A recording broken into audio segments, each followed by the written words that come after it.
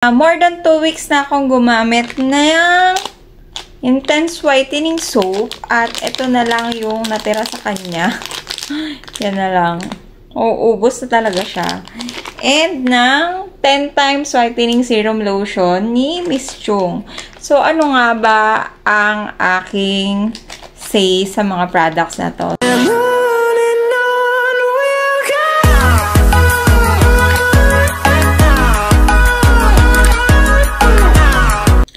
Hi guys! Welcome back to my channel. This is me, Rose, at nandito naman kayo sa Rosie Chinita Vlogs.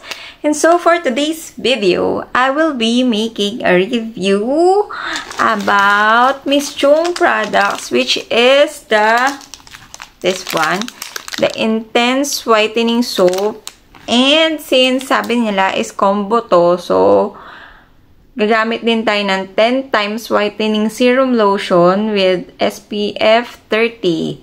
So, ayan. Kasi pag ginamit to is combo daw, sabi ni Miss Chung, dahil nabudol niya ako at lagi ko siya napapanood. So, ito kasi is bawal siyang gamitin ng walang lotion since may peeling effect siya.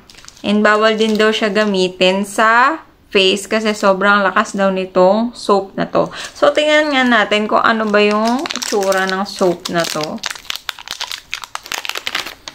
So, eto siya. Parang marble na black and white yung itsura niya. And, ang bango niya. In fairness, ang bango niya.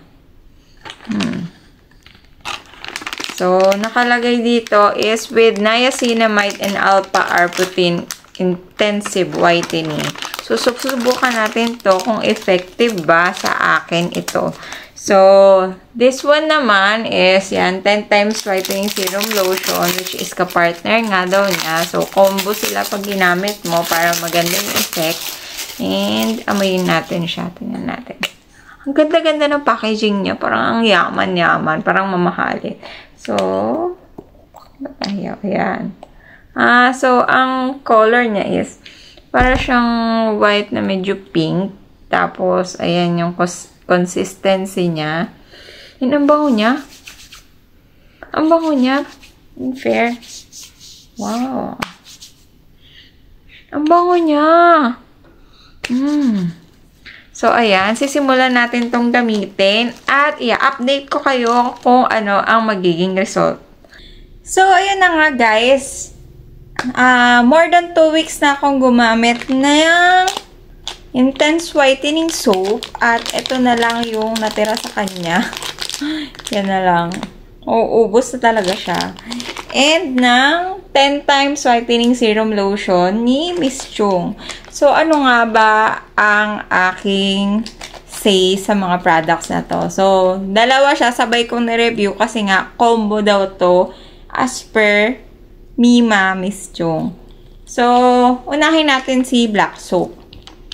So, ang ano niya is, mabango naman siya, and kapag ka nagbabad ka nito, agad-agad magbabakbak ka, magpipiling ka talaga. And hindi ko alam kung makikita dito sa camera, pero ayan, nagpipiling ako.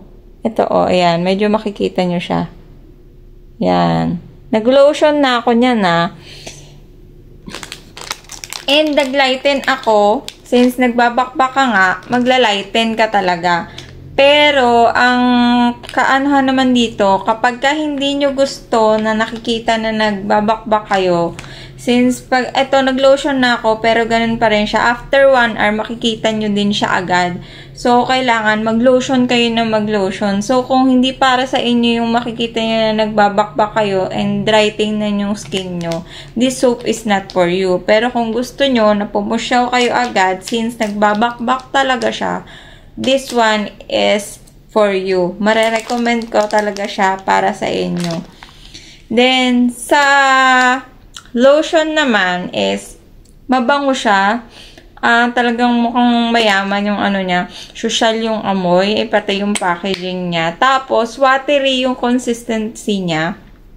Pagka pinahid mo siya, is hindi siya malagkit. Talagang madulas siya. And nagsha-shiny siya pag pinahid mo na siya. Kaso nga lang, after an hour, ganun nga, makikita mo pa rin na nagbabak-bak-bak-bak. So, kaya ayun, maglo-lotion ka na maglo-lotion plenty of times. Ayan siya, oh. Shiny siya pag nilagay mo siya. Yan. Ang bango niya talaga. Sobrang bango niya talaga. Tapos, ang mura lang nitong dalawa na to. Alam ko, 100 plus lang yung bili ko dito. Tapos, ito, hindi ko matandaan, pero ilalagay ko na lang dito kung magkano yung presyo nitong dalawa na to. So, all in all, maganda ang naging effect sa akin ng product na ni Miss Chong na 10 times whitening serum lotion and intense whitening soap. Tapos, ito pala is once a day nyo lang siyang gamitin. Kasi medyo matapang talaga siya. Pagka ibabad mo lang siya ng 2 to 3 minutes. Huwag ka na sumobra sa 2 to 3 minutes. Ako kasi nasobrahan ko, parang feeling ko ma-half day na siya. Tapos, medyo ilayo mo siya kay Judith. Kasi sensitive si Judith. Tapos, ito naman, ang bilis siyang maubos since lagay nga ako ng lagay ng lotion. Dahil nga, nakikita pa rin yung peeling. Tapos, dry sa kasi siya tignan kapag ka nagbabakbak siya. So, ayun lang. All in all is pasado sa akin tong product ni Miss Chong. So, pwede nyo siyang itry. Pero, iba-iba pa rin tayo ng preference. And, iba-iba pa rin ang magiging effect sa atin ng product. Pero, for me, maganda naman yung kinalabahan. So, yun lang. If you like this video, please like, share, and subscribe to my YouTube channel. Bye!